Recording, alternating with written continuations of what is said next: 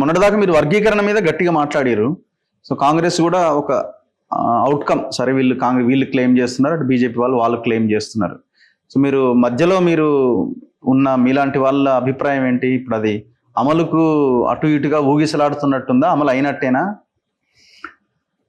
ఈ విషయంలో నేను రేవంత్ రెడ్డి గారిని, ముఖ్యమంత్రి గారిని సంపూర్ణంగా నేను అభినందిస్తాను.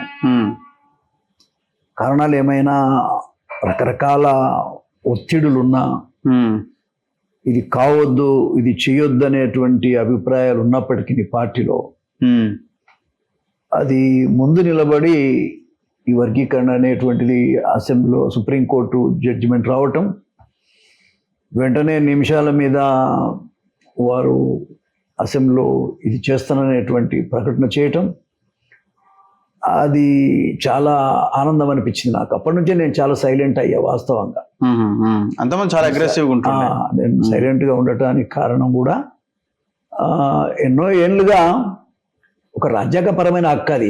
ఎవరు గుంజుకునేది లేదు, ఎవరు తినేది లేదు, ఎవరిని మోసం చేసేది లేదు. అంబేద్కర్ సాధించి ఇచ్చినటువంటి హక్కు అది. ఆ హక్కులో అందరికీ భాగస్వామ్యం ఉండాలనేటువంటి తప్ప ఏ ఒక్కరి స్వార్థం కోసమో అది ఉండాల్సిన అవసరం లేదనేదే మా అభిప్రాయం. దాంట్లో భాగంగానే ఆ ఫైట్ జరిగింది. తర్వాత సుప్రీంకోర్టు కూడా వాస్తవంగా ఏదైతే బెంచ్ ఉన్నదో, మన చంద్రచూడ్ చీఫ్ జస్టిస్ గారు తీసుకున్న నిర్ణయం చాలా సంతోషకరమైనటువంటి నిర్ణయం. ఒక్క తెలంగాణ కొరకు కాదు, భారతదేశం అంతటి కోసం ఆ నిర్ణయం జరిగింది. ఇది సుప్రీంకోర్టు జడ్జిమెంట్.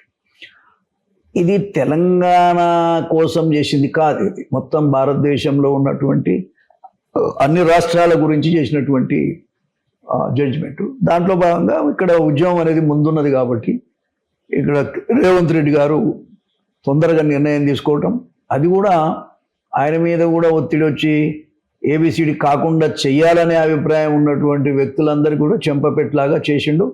అది దాని విషయంలో ఎన్నో ఏళ్ళుగా నేను ఆ ఉద్యమాన్ని నడిపిన వ్యక్తిగా, ఒక పక్క కృష్ణ ముందట పెట్టి నడిపిందే నేను ఆ ఉద్యమాన్ని. రాజకీయ పవర్ లేకుండా ఎవరు నడుపుతారు సార్? మాట ఇవాళ అంటే పరిస్థితులు వేరు. ఆనాడు కనీసం ముందుకొచ్చి మాట్లాడేటోడు లేడు కదా. కాబట్టి అది మొదలుపెట్టినప్పటి నుంచి నిన్న ఎండయ్యేదాకా కూడా పూర్తిగా నేను అడ్డం నిలబడి మాట్లాడినటువంటి అసెంబ్లీలో కానీ ఫస్ట్ రెజల్యూషన్ పాస్ చేయించింది కూడా నేనే. ఏమి అసెంబ్లీలో ఎంఆర్పిఎస్ కార్యకర్తలంతా దాడి చేసినప్పుడు కూడా ఒక కేసు కాకుండా ముఖ్యమంత్రితో మాట్లాడి, డీజీతో మాట్లాడి కేసు కాకుండా చేసింది కూడా నేనే. ఎన్నోసార్లు మా కృష్ణ మాదిగా జైల్లో పడితే కూడా అడ్డం తిరిగి మాట్లాడింది నేనే, పోలీస్ స్టేషన్లలో ఉన్నది నేనే. ఒక ఎక్స్ మినిస్టర్గా అంత రిస్క్ ఎందుకు తీసుకున్నా అంటే, జాతి కోసం మనం పనిచేయాల్సిన అవసరం ఉంది. దేనికోసం మనం ఎమ్మెల్యే అయ్యేది, దేనికోసం మంత్రి అయ్యేది? మనకంటూ ఒక ఖచ్చితంగా మన జాతికి మేలు జరగాలి, మనకు కూడా గుర్తింపు రావాలి అనేటువంటి అభిప్రాయం కింద నేను చాలా కష్టపడడం జరిగింది. నా పొలిటికల్ లైఫ్ కూడా నేను చూసుకోలే. జనరల్గా నేను చాలామంది కంట కావడానికి కారణం కూడా ఈ ఉద్యమమే. ఎందుకంటే అంటే ఈ ఏబిసిడి వర్గీకరణ గురించి మాట్లాడుతారు నరసింహులు గారు అనే అభిప్రాయం కూడా చాలామంది లీడర్లలో ఉంది. సో ఇప్పుడు ఈ దాన్ని లెక్క చేయలేదు, ఫైట్ చేశాము, ఇలా సాధించుకున్నాం అనేటువంటి సంతోషం ఉన్నది. దానికి ప్రత్యేకంగా మళ్ళొకసారి మీ ఛానల్ ద్వారా కూడా నేను రేవంత్ రెడ్డి గారికి కృతజ్ఞతలు తెలియజేస్తాను. ఇప్పుడు ఈ అమరవీరుల గురించి మీరు బాగా మాట్లాడుతున్నారు కదా, ఉద్యమకారులు అమరవీరుల గురించి అంటే వాస్తవంగా చాలా తప్పులు జరిగినాయి ఆర్గనైజేషన్లో. దాన్ని ఒక విధంగా చెప్పాలంటే మా కృష్ణ మాదిగానే తమ్ముడు సరే ఉద్యమంలో ఉన్నమాట నిజమే, కానీ అన్నీ చూసుకోవాలి. ఓకే, వీళ్ళను వాళ్ళ కుటుంబాలను పాడైపోయినాయి కదా, వాళ్ళ కుటుంబాలు నాశనం అయిపోయినాయి కదా, ఆ పిల్లల రక్త తర్పణమే కదా ఇవాళ 30 ఏళ్ళు ఈ ఉద్యమం నిలబడటానికి కారణం. ఈ ముగ్గురు తమ్ముళ్ళు సురేందర్, మహేష్ అండ్ దామోదర్, ఈ ముగ్గురి మరణం వల్ల మాదిగ జాతి లోపల ఒక స్పందన వచ్చింది. అంత తొందరగా స్పందన వచ్చే జాతి కాదు, ఎందుకంటే మా వాళ్ళకు చదువు లేదు కదా. కాబట్టి స్పందన వచ్చే వీళ్ళు ముగ్గురు వచ్చేటప్పటికి జాతి మొత్తం లేచి నిలబడ్డది. ఆ ఉద్యమానికి స్ఫూర్తి కానీ ఉద్యమం సాధనకు వాళ్ళు ప్రాణార్పణం చేసి అలా సాధించి ఇచ్చినటువంటి ఘనత వాళ్ళకే చెందుతుంది. ఈ వర్గీకరణ కూడా వాళ్ళకే అంకితం. ఎవరికి ఇది ప్రత్యేకంగా ఫలానా అనేది ఏం లేదు. అందరు పనిచేసిండ్రు, ఒకరొకరు జైల్లో ఉన్నారు, తన్నులు తిన్నారు, దెబ్బలు తిన్నారు. ఇది అందరికీ అంకితం. ఇది ఈ ఒక్క వ్యక్తి కోసం వ్యక్తి చేసినటువంటి ఉద్యమం కాదు ఇది. ఇప్పుడు అన్ని రాజకీయ పార్టీల వాళ్ళం కూడా మా పార్టీలను వదిలిపెట్టి జనాన్నంతా తీసుకొచ్చి నిలబెడితేనే కదా మీటింగ్లు అయినాయి.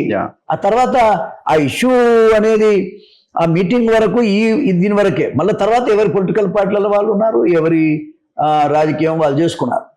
కాబట్టి రేవంత్ రెడ్డి గారు చేసినటువంటి ఒక చరిత్రాత్మకమైనటువంటి నిర్ణయం అని కూడా నేను ఈ సందర్భంగా తెలియజేస్తా ఉన్నా. భారతదేశంలో ఎవరు స్పందించకపోయినా ఆయన స్పందించాడు. అందరికంటే బహిరంగ సభ ఏదో ప్లాన్ చేస్తామని అంటున్నట్టున్నారు. అయితే ఒక్క చిన్న విషయం, ఇప్పుడు వాళ్ళకి ముఖ్యంగా ఎవరైతే అమరవీరులు ఉన్నారో వాళ్ళకు న్యాయం జరగలే. వర్గీకరణ అయితే అయింది, వాళ్ళే సాధించారు. వాళ్ళు కన్న కలలు ఇలా వాళ్ళ స్వర్గం నుండి కూడా సంతోషపడతారని నా అభిప్రాయం. ఎందుకంటే వాళ్ళు చనిపోయిన రోజు నేనే ఉన్నా అక్కడ, ఆ హాస్పిటల్కి వెళ్ళింది నేను, వాళ్ళ తల్లిదండ్రులతో మాట్లాడింది నేను, వాళ్ళందరినీ కూల్ డౌన్ చేసింది నేను, ఆ తర్వాత వాళ్ళకి అనేక రకాలుగా నేను భరోసా ఇచ్చింది నేను. కానీ దురదృష్టం ఏంటంటే మరి ఒక మాట చెప్పాలంటే మా కృష్ణ ఎన్నడూ కూడా వాళ్ళ ఇళ్లలో పోయింది లేదు, వాళ్ళను పలకరించింది లేదు, వాళ్ళను మాట్లాడింది లేదు, వాళ్ళ మంచి చెడు చూసింది లేదు. అది చాలా బాధాకరం. ఒక విషయం చెప్పాడు, మేము ఎప్పుడైనా పలకరించినా బాగున్నారని చెప్పేవాడు ఆయన. కానీ ఇక ఏదేమైనా వాళ్ళకి అన్యాయం జరిగింది. దానికోసమనే నేను ఈ బిల్లులో పెట్టంగానే ఫస్ట్ గుర్తొచ్చింది వాళ్ళు.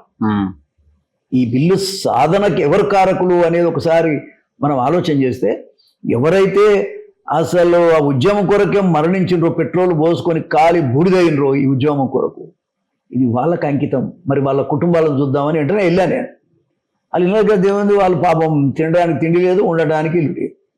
ఎంత బాధాకరం. ఎదిగిన పిల్లలు చచ్చిపోయారు, ఆ మనోవేదనతోటి మంచాన పడరు వాళ్ళు ఈ 30 ఏళ్ళుగా. చాలా బాధాకరమైన విషయం. నాకు చూసినాక మనసు బాగా బాధ అనిపించింది. ఎవరి కోసం చేసినాము, అసలు ఎందుకు నేను కూడా ఇక్కడ రాలేకపోతున్నాయి అనే ఒక అభిప్రాయం ఉంది నాకు. అయితే ఏదేమైనా ఒక బాధ్యత కూడా మోస్తున్నారు కాబట్టి అయిపోద్దేమన్నటువంటి అభిప్రాయంలో మనం ఉన్నాం. కానీ అది చేయలేనటువంటి పరిస్థితి. చివరికి నేను ఈ విషయాన్ని మా ఎమ్మెల్యేలు, కాంగ్రెస్ పార్టీ ఎమ్మెల్యేల దృష్టికి కానీ మా దామోదర్ రాజనరసింహ మంత్రి గారి దృష్టికి కూడా తీసుకెళ్ళాను. ఏదేమైనా దామోదర్ రాజనరసింహ ఈ విషయంలో ఐ అప్రిషియేట్ హిమ్. విషయం ఏంటంటే, అన్న పెద్దన్న నువ్వు చెప్తున్నావు, తప్పకుండా చేద్దామే అని ఒక్కొక్కరు 5-5 లక్షల రూపాయలు ఇమీడియట్గా ఇవ్వటం వల్ల వాళ్ళకు కొంచెం ఊరట కలిగింది. వాళ్ళకు అదే కాదు, ఇంకా కూడా వాళ్ళకు అదంతా కూడా రాజనరసింహ గారే చేశారు. ఒక 50 లక్షలు ఆ రోజు ఖర్చు పెట్టి చాలా మందికి కూడా సపోర్ట్ చేశాడు, సాయం చేశాడు. ఆ తర్వాత కూడా ఇంకా కూడా వాళ్ళకు కొంత ఆర్థిక సాయం ప్రభుత్వ పరంగా చేయాల్సిన అవసరం ఉంది. తర్వాత వాళ్ళకి ఎన్నో దెబ్బలు తిని, తన్నులు తిని, జైళ్ళల్లో ఉండి అసలు కుటుంబాలు నాశనమైనవి ఈ ఉద్యమంలో. అటువంటి వాళ్ళందరికీ కూడా ఏదో రకమైనటువంటి సహాయం చేయాలి. కేసులలో ఉన్నారు, ఈ కేసులన్నీ ఎత్తేయాలనేది ప్రభుత్వ దృష్టికి మీ ద్వారా కూడా తెలియజేస్తా ఉన్నా. అదేవిధంగా వాళ్ళకు ఉద్యోగాలు, అదే రకంగా అమరవీరుల స్తూపం కూడా ఒకటి హైదరాబాద్లో మన నెక్లెస్ రోడ్డు పక్కన ఏర్పాటు చేయాలనేది నా మనసులో ఉన్నది. ఈ విషయాన్ని కూడా నేను మన పిసిసి ప్రెసిడెంట్ దృష్టికి తీసుకొచ్చాను, మహేష్ గౌడ్ గారికి. వారు కూడా పాజిటివ్గా స్పందించారు. ఆయన కూడా కష్ట సుఖాలు తెలిసిన మనిషి కాబట్టి ఇమ్మీడియట్గా అన్న ఏదో ఒకటి చేద్దామే, తప్పకుండా చేద్దామనే మాట కూడా వారు చెప్పారు. తర్వాత వేము నరేందర్ రెడ్డి దృష్టికి కూడా తీసుకొచ్చాను. ఇక ఆయన కూడా పాపం పాజిటివ్గా స్పందించాడు. అందులో తప్పకుండా నేను సంతోషపడతా ఉన్నా. అయితే సీఎం గారి దృష్టికి కూడా తీసుకుపోవాల్సినటువంటి అవసరం ఉంది. నేను మరి ఈ మధ్యకాలంలో వారి అపాయింట్మెంట్ కూడా ఇవ్వాలని కూడా కోరుతా ఉన్నా. ఇప్పుడున్న మంత్రి, కొత్తగా మంత్రి గారు కూడా వచ్చారు, మన లక్ష్మణ్ గారు, మా అంతకుముందున్న మంత్రి గారు, ఎమ్మెల్యేలు అందరం కలిసి సీఎం గారి దృష్టికి కూడా తీసుకెళ్ళి మొత్తానికి ఈ సమస్య, ఈ స్తూపం విషయంలో కానీ, కేసులు ఎత్తే విషయంలో కానీ, వాళ్ళకు ఉద్యోగాల విషయంలో కానీ, ఆర్థిక సహాయం చేసే దాంట్లో కానీ, ఇవన్నీ కూడా తప్పకుండా సాధించాలనేది నాకున్నది. దాని ద్వారా మాదిగల యొక్క ఐక్యతను మళ్ళొక్కసారి మేము చూపించాల్సిన అవసరం ఉందని కూడా ఈ సందర్భంగా నేను తెలియజేస్తా ఉన్నా. దానికి ముఖ్యమంత్రి గారు ముందుకు వస్తాడనేటువంటి నమ్మకం కూడా నాకున్నది.